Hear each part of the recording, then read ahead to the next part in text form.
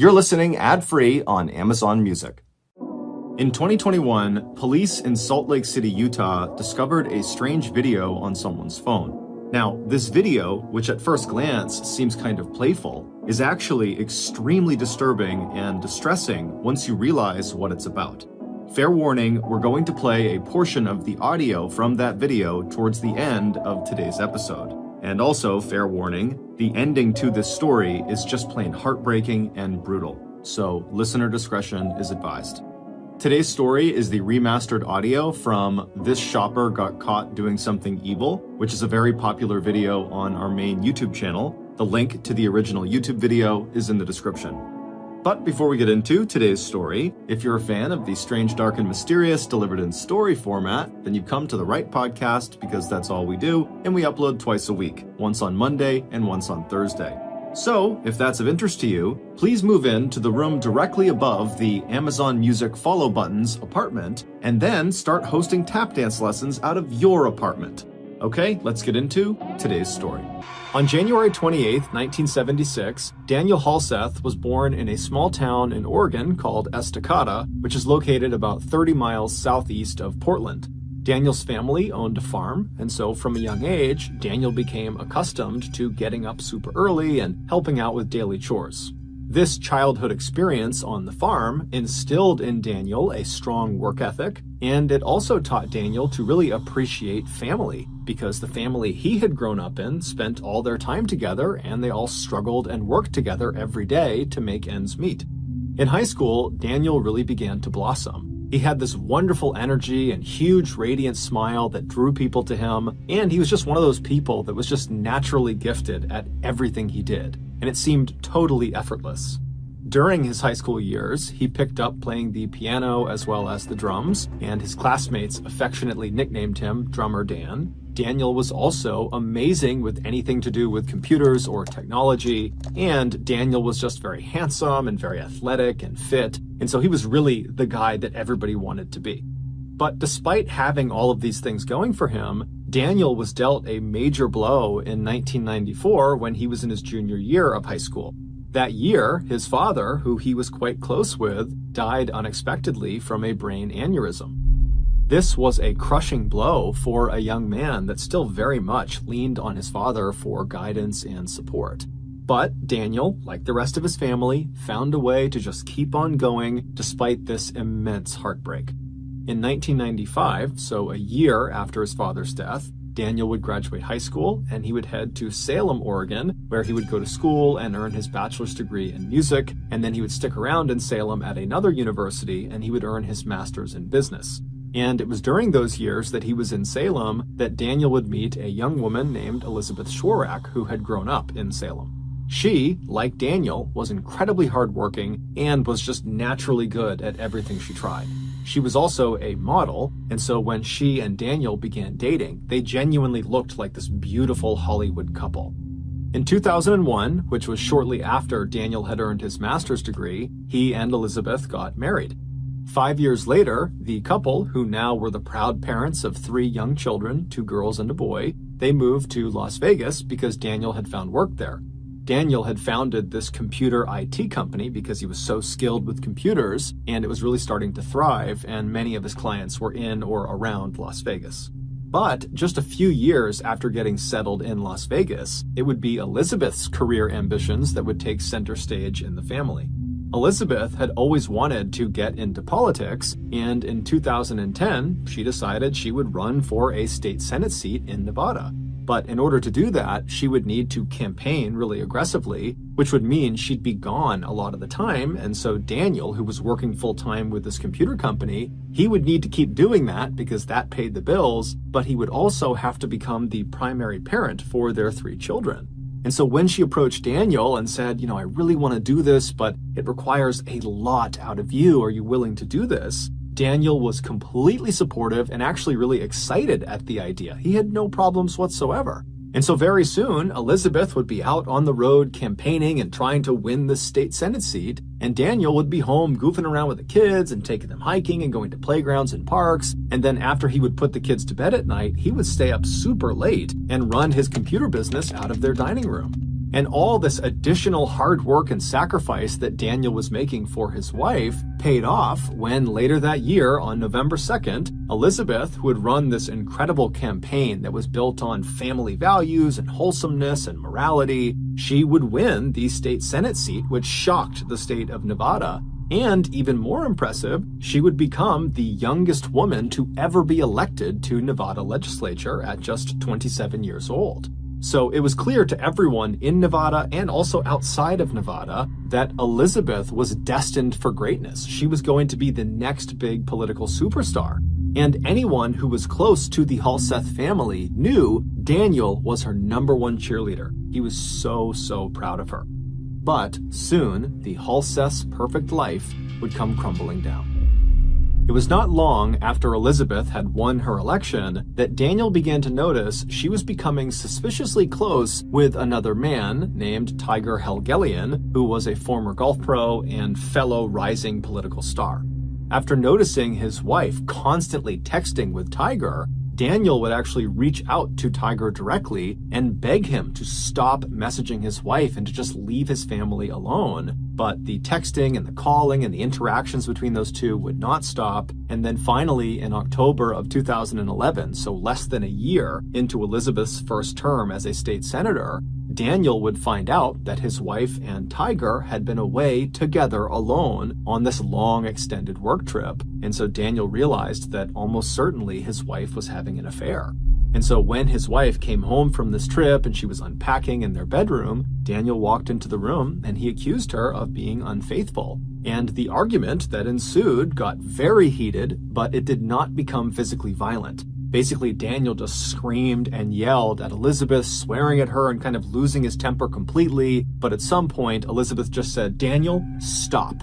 And Daniel would actually stop. And in fact, both Elizabeth and Daniel, when they were called this night, would say as soon as she said stop, Daniel stopped yelling and he left the room. Over the next couple of days, Daniel and Elizabeth would go to therapy sessions at their church, indicating that they both were making a concerted effort to try to salvage their marriage. But on October 21st, 5 days after this big blow-up fight about the affair, Elizabeth would go to police and she would claim Daniel had touched her inappropriately during the fight they had over the affair. And so Daniel, much to his shock, was arrested and charged with something called open and gross lewdness, which is effectively unwanted touching of another person. This accusation is quite common, especially amongst people at bars who are drinking. There's lots of unwanted touching that can happen there. But interestingly, this particular charge is cited as being one of the more frequently falsely accused offenses because the police do not require any physical proof to actually arrest someone. Basically, people are, in theory, able to get other people arrested simply by claiming they inappropriately touched them, even if there is not a shred of proof. It's basically one person's word against the other. After being found guilty of open and gross lewdness, Daniel was sentenced to 6 months of probation, anger management, and he had to register as a sex offender. Shortly after he was found guilty, Daniel filed for divorce. Their divorce, which was heavily centered on who gets custody of their 3 kids, was very contentious, it was very bitter, and it was very public. Because Elizabeth was a state senator, she was in the public eye, and because her campaign that she had run on to get elected was built entirely on wholesomeness and family values and having good moral character, that when rumors started to fly that she had had this affair with Tiger Helgelien and that had blown up her family and her husband is being charged with open and gross lewdness, it was just so salacious that despite her denying that she ever had this affair and acting like she was in the right, she was still forced to resign from her state Senate seat in February of 2012. The divorce would finalize later that year, and most likely because of Daniel's new sex offender status from the open and gross lewdness charge, he was denied custody of the 3 children, despite the fact that for the last several years, he had been the everyday primary parent. So Elizabeth, she gets custody of all 3 kids, and she promptly leaves Nevada to go to Alaska with her 3 kids to live with Tiger Helgelien, the man she denied having an affair with. And shortly after arriving in Alaska, she married Tiger Helgelien.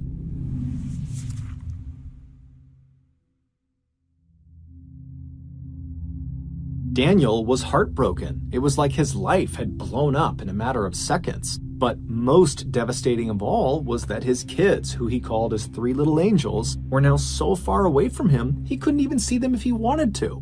But just like he had done back in 1994 when his father passed away, Daniel just found a way to keep on going despite this horrible pain he was feeling.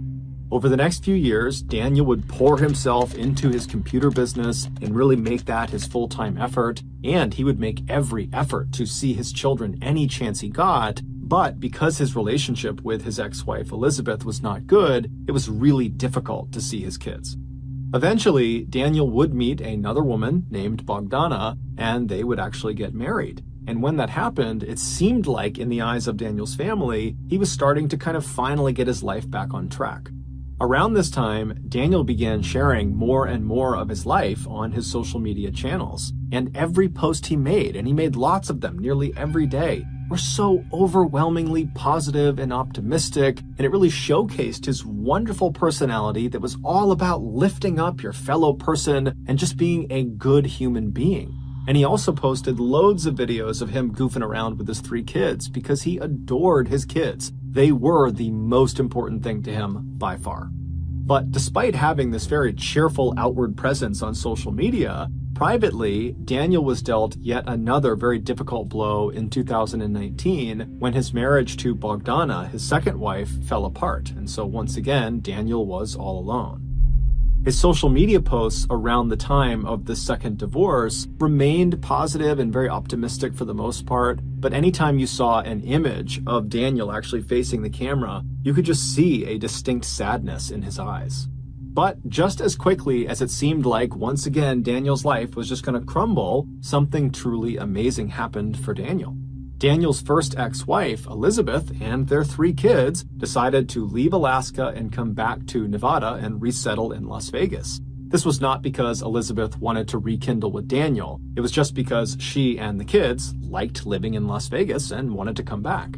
And as soon as they were back, Daniel suddenly got to see his kids all the time. He was so excited and so happy. In fact, by late 2020, Daniel's youngest daughter, Sierra, who was 16, she had basically just moved in with Daniel, even though, legally speaking, she was not supposed to be doing that, and her mom, Elizabeth, was totally unhappy about it. But regardless, that was just how it was. She was living with Daniel.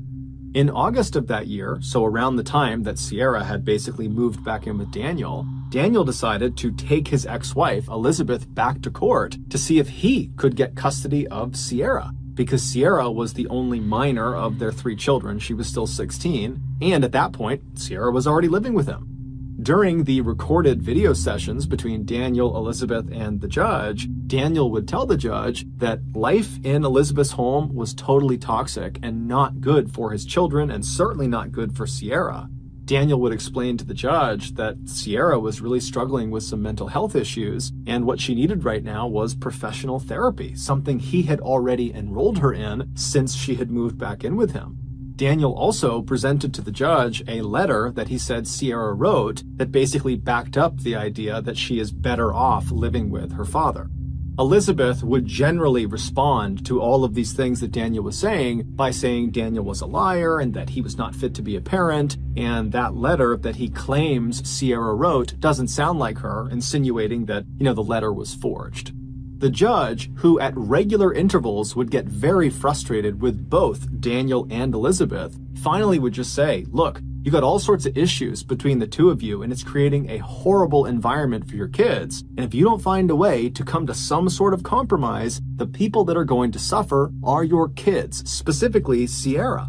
Finally, in early 2021, when Daniel and Elizabeth still had not come to terms, the judge just ordered that Daniel return Sierra to her mother's residence because, legally speaking, Sierra was supposed to be in her mother's care.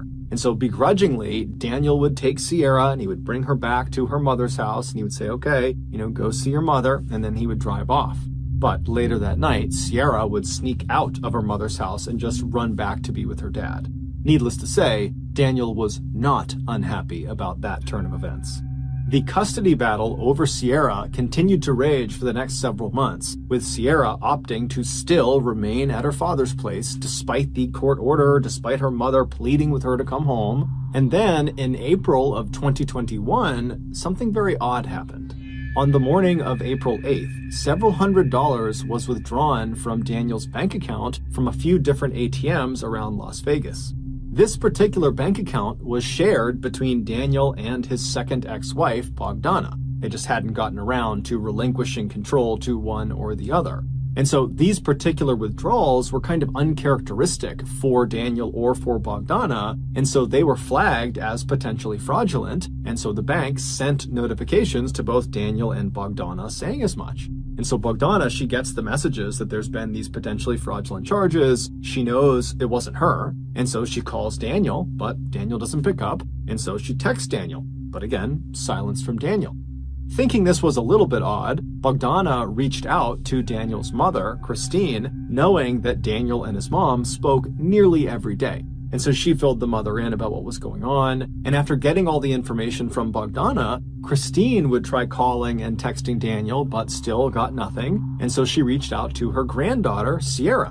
And so she calls Sierra. Sierra doesn't pick up. She texts Sierra asking to speak to Daniel, and Sierra doesn't get back right away, but eventually she responds to Christine, and the response just said, "His phone has been acting up, but he's okay. It should be fixed by tomorrow night. No worries." Now, Christine was relieved to read that her son and her granddaughter were just fine, but at the same time, there was just something odd about the fact that she could not get in touch with her son, and that Sierra was kind of acting a little bit cagey, not answering her phone, which was unlike her, and then sending a message that didn't quite sound like her. But either way, Christine just let it go and figured she would be in touch with her son over the next 24 hours.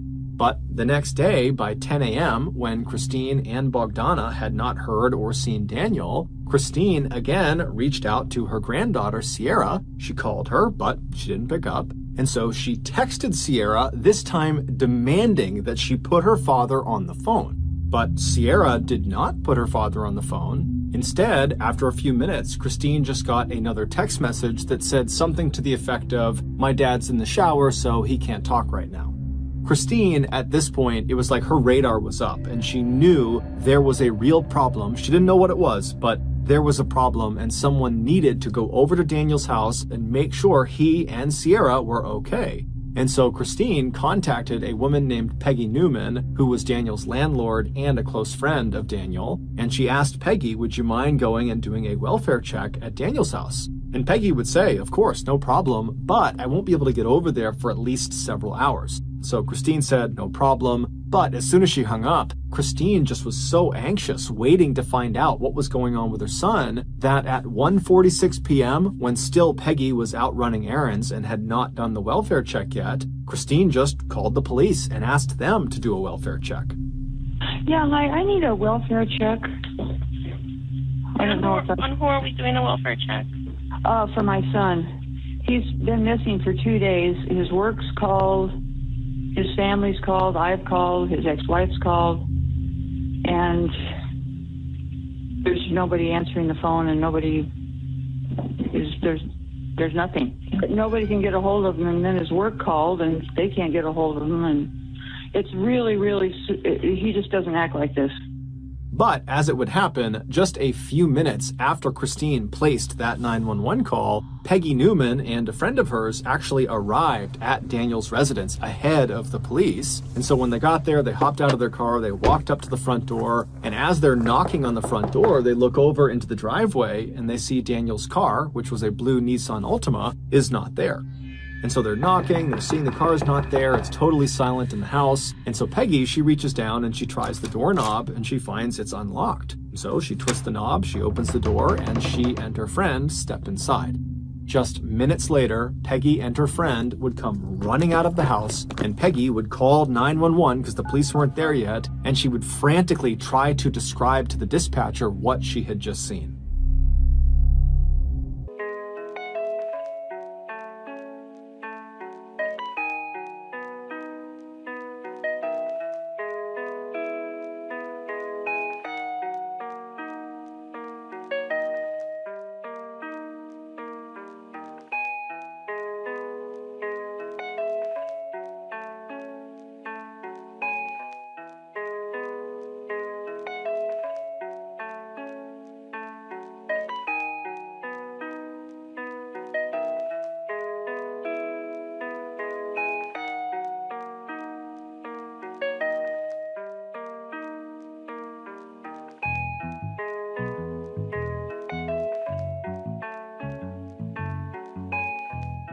24 hours earlier, a man and a woman were spotted on surveillance camera withdrawing cash from several Las Vegas ATMs using Daniel's debit card.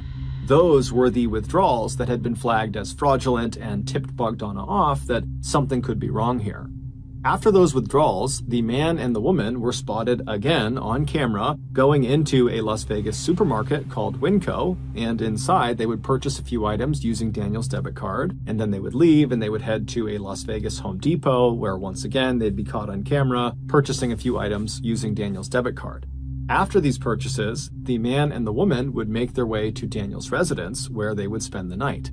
The following morning, Daniel's blue Nissan Altima car was spotted leaving Las Vegas at around 10:20 in the morning. That was about 3.5 hours before Peggy Newman and her friend went into Daniel's residence and then quickly turned around and ran out and called 911. When police finally did arrive at Daniel's residence on April 9th, and they pulled up and they saw Peggy Newman and her friend totally ashen-faced and pacing on the sidewalk, the police would get out, they would talk to those two, they would go inside of Daniel's residence, and they would see the horrible thing that Peggy and her friend had also seen. But the police could not make sense of what they were seeing. It really just did not add up. Then, 4 days later, on April 13th, police in Salt Lake City, Utah, just happened to find the man and the woman that were seen on camera on April 8th using Daniel's debit card and going to the Winco and the Home Depot. The police, they just happened to find these people on a bus in Salt Lake City.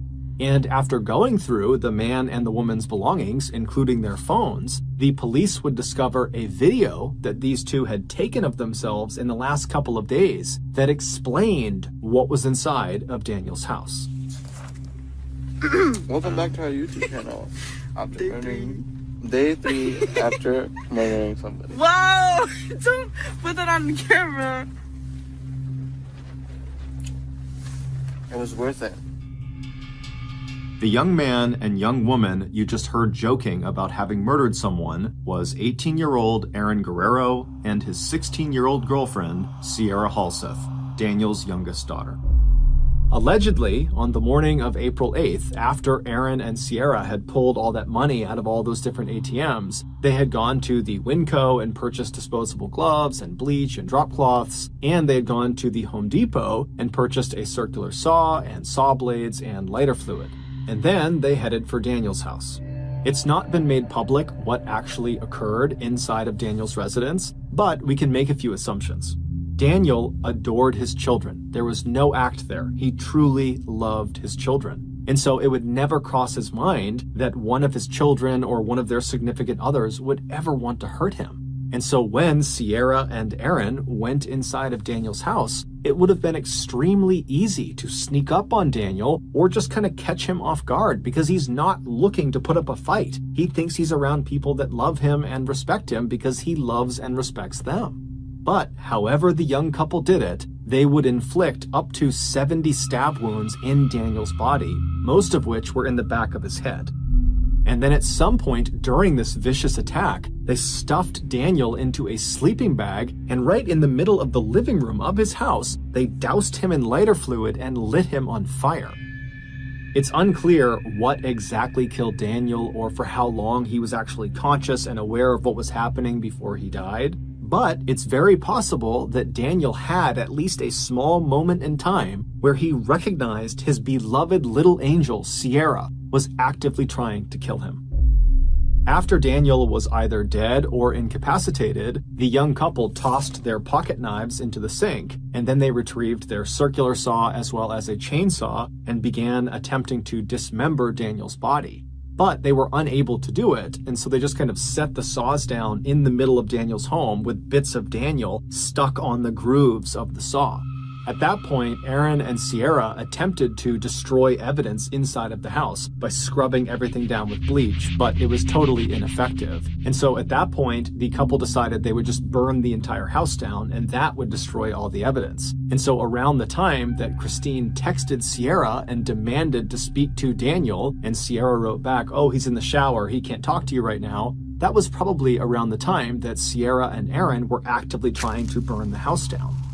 but the fire they set was just not very big and it kind of smoldered out. And so they would just kind of leave all of the evidence all over Daniel's house, and they would leave Daniel's destroyed and burned body kind of propped up against the door leading into the garage. And they would just leave the house, hop in Daniel's blue Nissan Altima, and at around 10:20 in the morning, they would leave Las Vegas.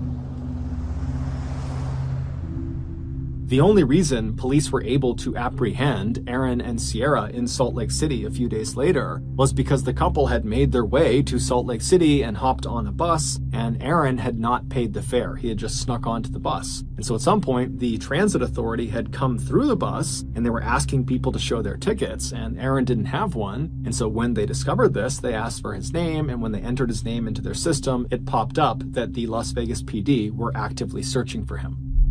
While only Sierra knows why she turned on the one man who would forever love her and would forever support her, what we do know is around the time that Daniel and Elizabeth had gone back to court and they were having those virtual meetings with the judge to decide who was going to have custody over Sierra, Sierra had begun dating Aaron, and she had fallen totally in love with him, and it seemed very much like Aaron had totally fallen in love with her, and somehow Daniel caught wind of the fact that Aaron and Sierra were planning to run away secretly and go move to Los Angeles. And so when Daniel heard this, he told his ex-wife Elizabeth, and then they would go and talk to Aaron's parents, and they would tell them about this plan to run away. And both sets of parents talked and decided it was in both child's best interest if they stopped seeing each other.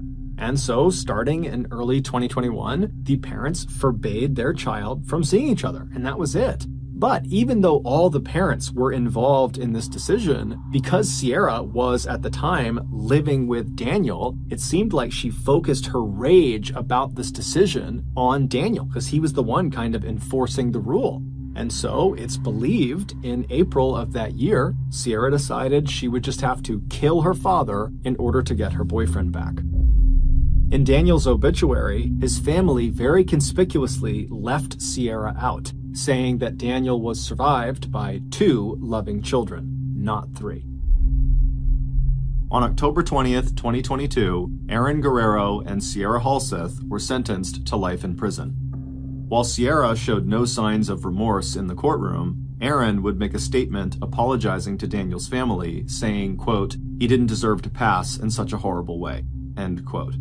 Aaron and Sierra will be eligible for parole in 2044.